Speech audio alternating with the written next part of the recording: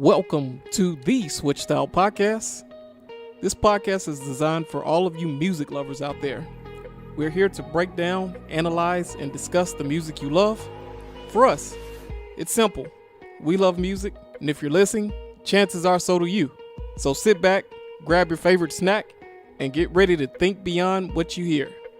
Also, if you like what you hear, subscribe to the podcast on iTunes, Google Play Music, and SoundCloud, all at Switch Style.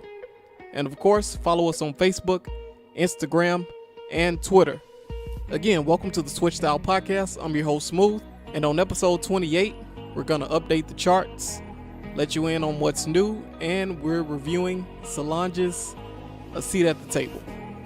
All right, again, before we move on, if you like what you hear, remember to follow us on SoundCloud.com, iTunes, and Google Play Music, all at Switch Style Podcast.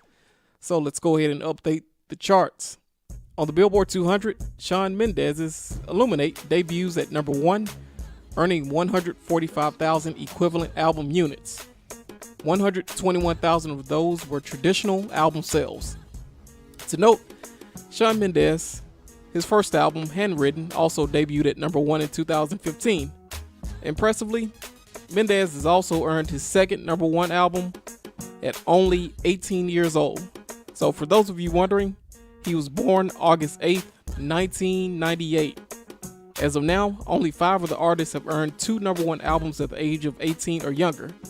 Those artists include Justin Bieber, Miley Cyrus, Hilary Duff, and LeAnn Rimes. Elsewhere on the Billboard 200, Luke Bryan's Farm Tour, Here's to the Farmer EP, starts at number 4, earning 34,000 units. 32,000 of those were actually in traditional album sales.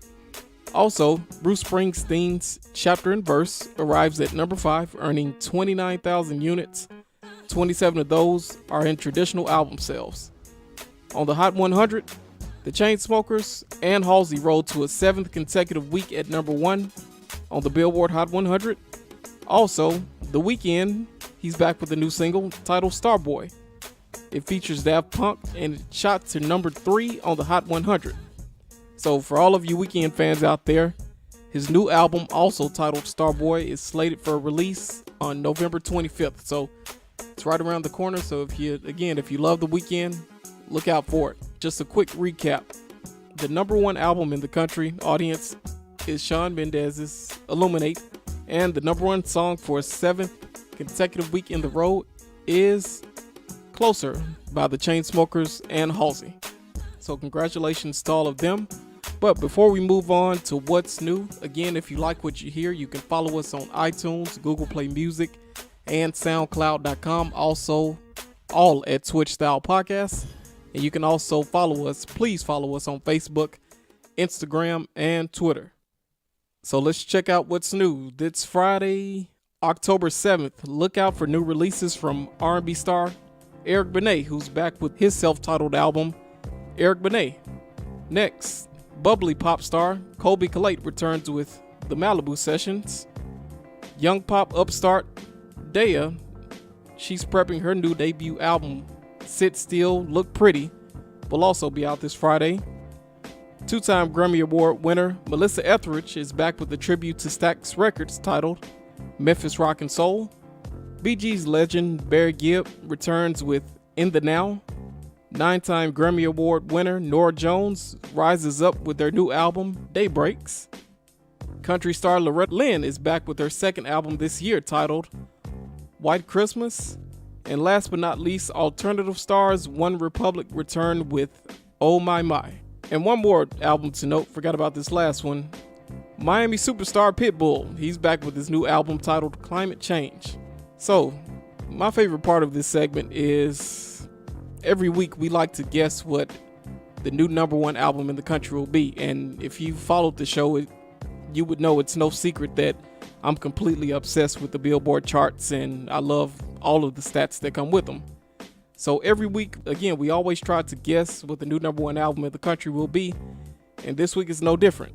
Based on the chart history, popularity, and overall activity of each artist on the list, I'm expecting Norah Jones, Colby Collate, One Republic, Daya, and Pitbull to all debut in the top 10 of next week's Billboard 200. And out of those 5, I expect Norah Jones to earn the highest debut.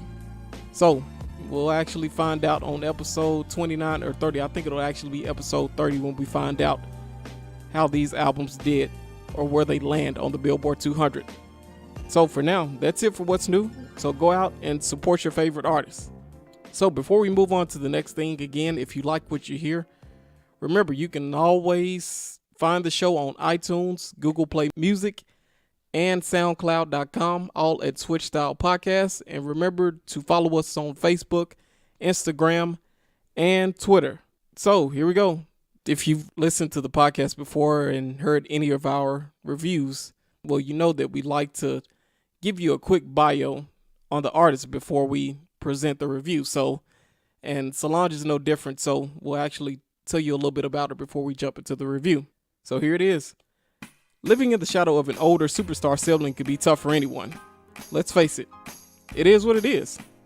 You can't choose your family, but one of the many things you can determine is who you become as an individual. Solange is a mother, wife, writer, singer, actress, model, clothing designer, label owner, which is distributed by Sony Music, and is completely original in her own right. Solange Paget Knowles was born June 24th, 1986 in Houston, Texas. For most of her life, she's been known as the daughter of Matthew and Tina, or the younger sister of superstar Beyonce Knowles. But I'm here to tell you she's much more than Beyonce's little sister. At the age of 16, she signed with her father's record company, Music World Entertainment. In 2003, she released her debut album Solo. Her second offering, Soul Angel and the Hadley Dreams, followed in 2008. An EP titled True surfaced in 2012, and now here we are reviewing her latest, A Seat at the Table. If you don't understand my record, you don't understand me. So this is not for you. Those are the words of rap legend and independent label owner Master P, who serves as our personal guide throughout the album. Honestly, I've been preaching the same exact thing during my brief career as a music analyst. In order to completely understand Solange's A Seat at the Table, it would be wise to learn a bit more about her as a person and what she stands for before approaching. Throughout life, Solange's parents, Matthew and Tina Knowles, they stress the importance of understanding where and whom you come from, recognizing inequality, regardless of the circumstances, and most importantly, never compromising your truth. As a writer, Solange has never been more impressive. Across the album's 21 tracks, she's listed as a sole writer on 12 and serves as a co-writer or producer on the remaining tracks. In other words, these are indisputably Solange's thoughts and her way of communicating them. On Weary, she plainly sings, "I'm weary of the ways of the world," over tribal-like percussion and melancholy chords. Regardless of race, anyone with red blood pumping through their veins should feel an ounce of empathy. It's clearly obvious that statement refers to our current social climate. Not long after Weary, Matthew Knowles makes an appearance on the interlude, Dad Was Mad. Matthew says, "We lived in the threat of death every day. That was my childhood. I was angry for years. Angry, very angry. Unfortunately, not much has changed. The same threats that Matthew faced during childhood are still very present and alive today." Solange's decision to strategically place her father's thoughts on the seat at the table provides much needed perspective. That decision shows that Solange is completely aware of what's going on around her and was simply taught well by her parents. Cranes in the Sky is one of the finer moments on the album. Lyrically, not only this song, but the entire album could be interpreted in many different ways. She's doing everything she can to escape from whatever it is she's running from. She tries drinking, smoking, dancing, shopping, exercising, sleeping, having sex, moving out of state, and even going through a breakup to rid herself of the problem. Lil Wayne shows up to support on Mad. They both express their thoughts on a popular emotion we all feel, but they sum it all up with one statement: "But I try not to let it build up. I'm too high, I'm too better, too much, so I let it go, let it go, let it go." Don't You Wait has an 80s pop feel from the electronic, percussion, rhythmic guitar, and wailing background vocals. The producers, including herself, Raphael Sadiq, Sampha, Q-Tip, and many others, do an amazing job of building around her vocally. Tina Knowles' appearance on Tina Taught Me Well will surely resonate with the listeners. It's such beauty in black people, and it really saddens me when we're not allowed to express that pride in being black, and that if you do, then it's considered anti-white, says Tina Knowles. Her sentiments are shared throughout the black community. We are truly special and should begin to view ourselves as such. Don't Touch My Hair might be the most relatable track on the album. For years, especially in the black community, a woman's hair has always represented the best in all of us, including black men. It's been a source of pride and in this case a metaphor. They don't understand what it means to me, where we choose to go, where we've been to know, sings Solange. Her hair represents the struggle that we as black people go through. I personally don't have hair myself, but I sat in many salons as a child. I would sit there for hours, watching my mother go through the process of transforming her hair from what would be considered unappealing by the masses to being somewhat acceptable by not only the masses, but her own community. And I think it completely relates to a larger struggle that we face as blacks in this country. It's all about being accepted. As much as we have contributed to the development of this great nation, we still fight for acceptance. Now we come here as slaves, but we going out as royalty and able to show that we are truly the chosen ones. Those are the words spoken by Master P on the closing interlude, The Chosen Ones. And me personally, I'm echoing his sentiments. We may not be wanted here, but we surely do belong here. Play this song and sing it on your terms. For us. This shit is for us. Sings Solange on standout track FUBU, which, if you don't know, FUBU was the clothing line that pretty much surfaced in the 90s by a designer and entrepreneur, Damon John. And if you don't remember, LL Cool J was the big spokesman for FUBU. This album was made by a black woman for a black audience. On FUBU, she sings, "Don't feel bad if you can't sing along. Just be glad you got the whole wide world. This us. This shit is for us. Some shit you can't touch." And I applaud Solange for that. For me, FUBU expresses her frustration with the constant theft of our culture from mainstream America. This album won't appeal to the masses, and Master P probably says it best on this moment. If you don't understand us and understand what we've been through, then you probably wouldn't understand what this moment is about. A Seat at the Table is definitely a special moment in time and one of the more honest statements of 2016. I just wish more artists had the courage to do the same. So there you go, audience. That's my review of Solange's album, A Seat at the Table. It's definitely a great listen. It's one of the more impressive, it's one of the more bolder statements of the year.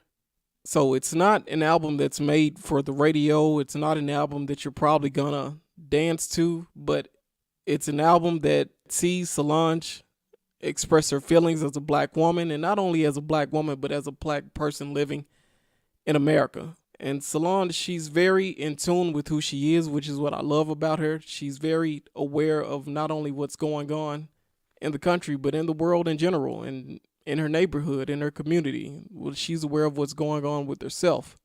And this album, in my opinion, it'll go down as one of the finer statements or one of the more appealing albums of the year. It definitely appeals to me because she's saying a lot of things that's relatable, and I mentioned it in the review. This is an album, if you're black, you can relate to, and if you're a white person or someone of another race, you could easily be offended by the album. And if you're someone of another race, I would say don't be offended, because in the album she plainly states how she feels, and many of the same people in her community, and when I say community, I'm talking about the black community, we feel the same exact way. So mainstream America, and not just mainstream America, but the people within our community, I would say don't reject this album. Go out, pick up this album, go out and support this album.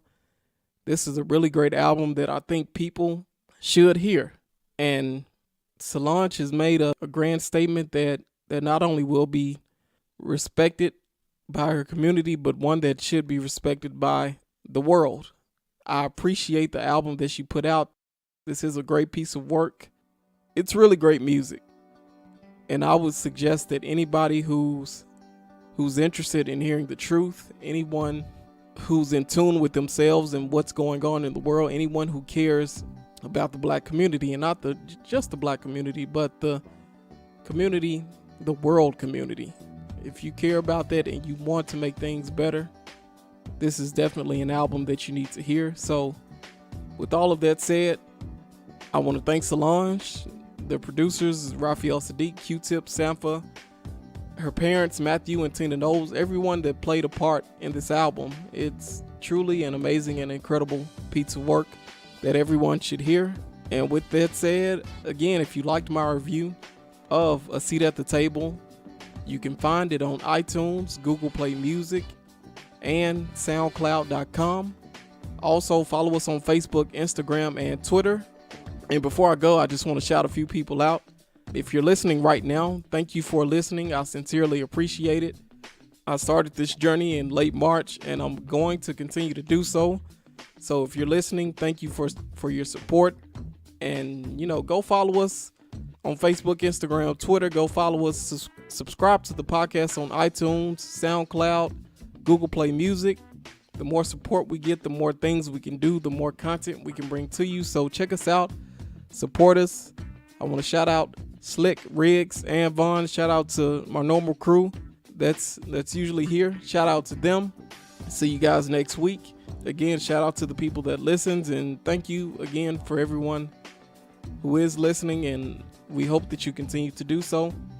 And with all that said, that's it for episode 28 of the Switch Style Podcast, and I'll see you next week. Peace.